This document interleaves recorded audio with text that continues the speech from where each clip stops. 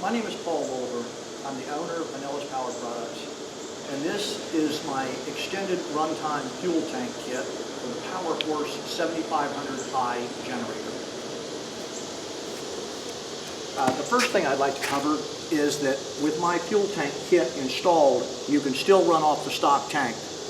In order to run off the stock tank, you would move the fuel selector valve to the on position, just like it was stock.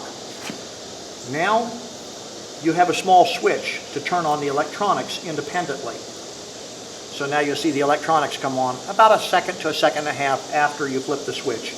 Just like whenever it was stock, you'd turn this to the on position, it would take about a second to a second and a half. Then you would press the start button, and we'll see if this one's cooperating.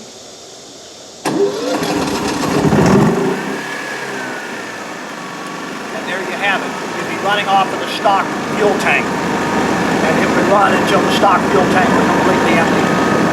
If you want to shut the generator off, then you would push the start-stop button, or you could flip the little electronics switch to the off position. Okay, so now we're going to shut the electronics off and shut the fuel off, because you'd be storing the generator. Okay, now for my remote tank kit. Item number one, I do not recommend, in fact, I strongly do not recommend putting the fuel tank above the generator. The kit was designed with a fuel tank or a fuel pump to transfer the fuel from the tank to the generator. So set the tank on the ground next to the generator, and that way, number one, neither one of them is going to fall. Number two, if the float on the generator opens up or something like that, it'll flood out and the generator will stall. If you had the tank up in the air, even after the generator stalled, if the needle and seat were hung open, then gasoline would continue to run into the generator because of gravity. So if you put the tank on the ground next to the generator, you're not going to get gravity flow. If the generator stalls for any reason, the fuel pump stops pumping and the problem is solved. The next thing is, I send everything you need except for the tank itself. And that would include the prime bulb hose, the fitting, and everything that's mounted inside the generator. The fitting that goes on the fuel tank end, I send a fitting for one tank. If you're going to be using, say, a 50 or 60 gallon tank or whatever, you'd only need one. But if you're going to be using a bunch of small tanks and rotating them out, you're going to need one fitting per each tank. So if you're going to be using 4 tanks, then you'd order 3 extra fittings, because my kit comes with one for one tank. And the fittings are the genuine Yamaha style fuel fittings, so they are compatible with the Yamaha fuel hose. Operation of the kit is pretty straightforward and simple. You take the hose and you'll notice that there's an arrow on the prime bulb, and that arrow points in the direction of fuel flow. The end that snaps to the tank has an icon of a fuel tank on it. You'll snap one end of the tank. The end that goes to the generator has an arrow on it. So you'll snap the arrow end to the generator. Then you'll open up the fuel tank vent on the remote tank.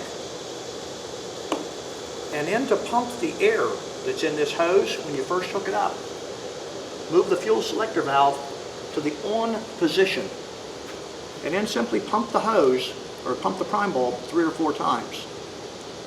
And that'll move all the air into the stock tank, where it'll be vented out through the fuel tank vent tube. So after about 3 or 4 pumps, you should have all the air out of it. Then you'll go and move the fuel selector valve to the off position. So for running it on the stock fuel tank, you'll put the fuel selector valve in the on position. For running it off the remote tank, you'll put the fuel selector valve in the off position. Then to start the generator, you flip the little micro switch, wait about a second and a half, and the display panel comes on. Then to start it, you'll push the start-stop button on the front of the generator. And the generator will start up and run. On the remote tank, it'll run for as long as you want it to. Let me go ahead and shut this off so you can hear me better.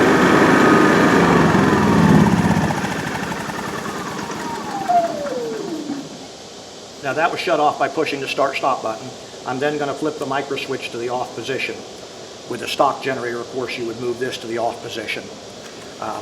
At any rate, I do not have the tanks included in my kit because, as I said earlier, it seems that no two people want the exact same size tank. So I have a link on my website to take you to Moeller fuel tanks, where you can get a fuel tank of anywhere from, say, 3 to 100 gallons. You can also get fuel tanks at Bass Pro Shops or any local marina or anything like that.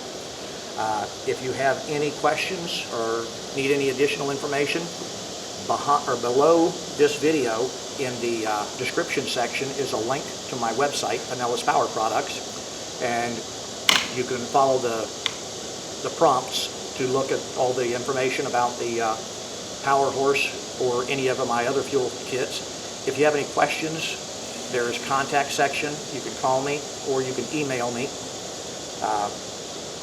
I think that just about covers it. Thank you for your time.